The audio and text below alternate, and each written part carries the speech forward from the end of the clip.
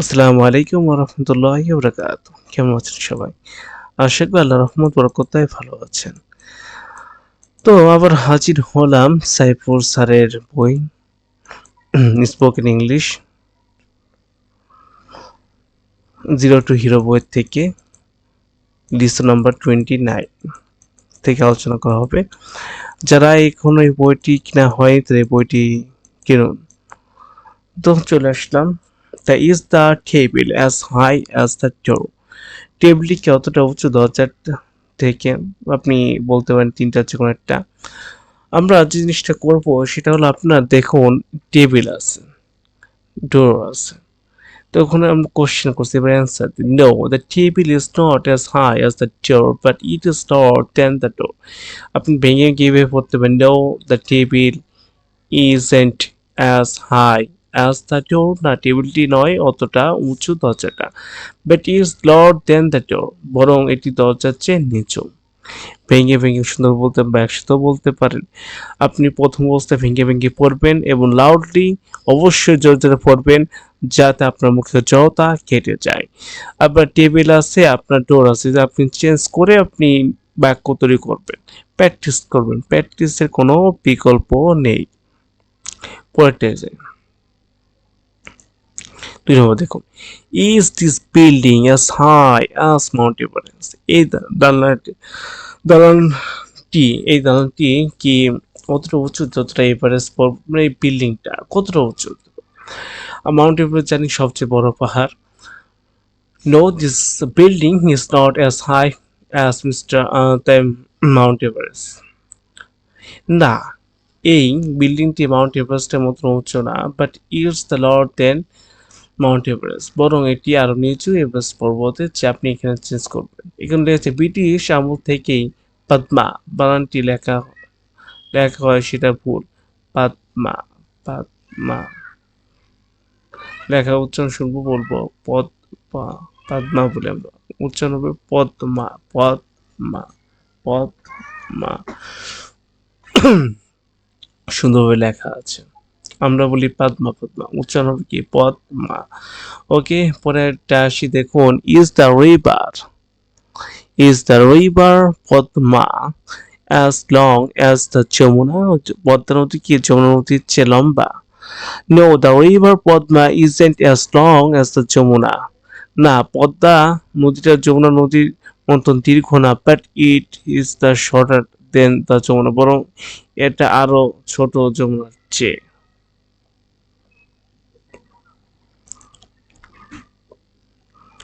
তো আমরা পরের পেজে আসি।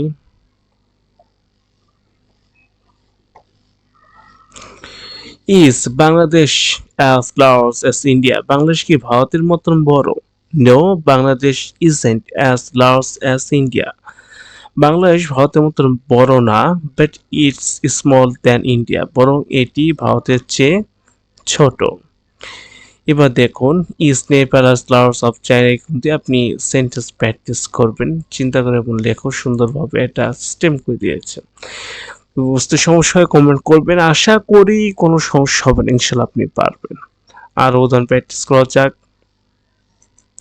এটা আপনাদের হোমওয়ার্ক, আমি একটা পড়ে দিচ্ছি, আপনি আপনার বাকিগুলো ট্রাই করবেন। Is mango tree as high as the counting tree? No, mango tree isn't as high as the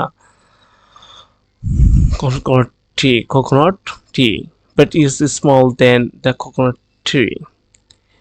এভাবে আপনি প্র্যাকটিস করবেন ইনশাল্লাহ। তো আমরা পরের পেজে যাই। দেখুন কি আছে, স্প্রিং মানে বসন্ত, সামার গ্রীষ্মকাল, রেইন সিজন বর্ষাকাল, অটাম তো শরৎকাল, উইন্টার তো শীতকাল, লাইট অটাম অতলে হেমন্তকাল, সিজন অত ঋতু। Tell me the name of the 6 season of the year please. বলুন আমাকে বছর ঋতুগুলোর নাম কি? The name of 6 season of the year: summer, rain season, autumn, white autumn, winter and spring. আমরা জানি সামার মানে গ্রীষ্মকাল, রেইন মানে বৃষ্টি, বর্ষা, তারপরে আমি বলতে পারি অটাম শরৎকাল, তারপর লেট অটাম হেমন্তকাল, উইন্টার শীত, অ্যান্ড স্প্রিং বসন্তকাল।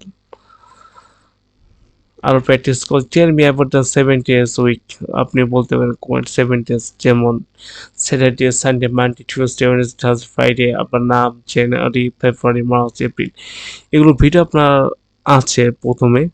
তো আপনারা যদি এগুলো বুঝতে সমস্যা থাকে, আপনি প্লে লিস্টে যান, প্লে লিস্টে গেলে মাসের নাম, সপ্তাহের নাম, এগুলো ভিডিও দেওয়া। ওকে, আমরা দেখি what season are we is now. আমরা এখন কোন ঋতুতে আছি?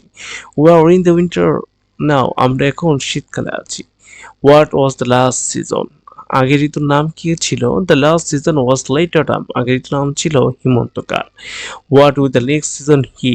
পরের ঋতুটা কি? The next season will be spring. পরের ঋতুটা হবে বসন্তকাল। চিন্তা করে এবং লেখো। হোয়াট মান্থ ওয়েট নাও। আপনি এটা লিখবেন, প্র্যাকটিস করবেন, আপনার এটা হোমওয়ার্ক থাকলো।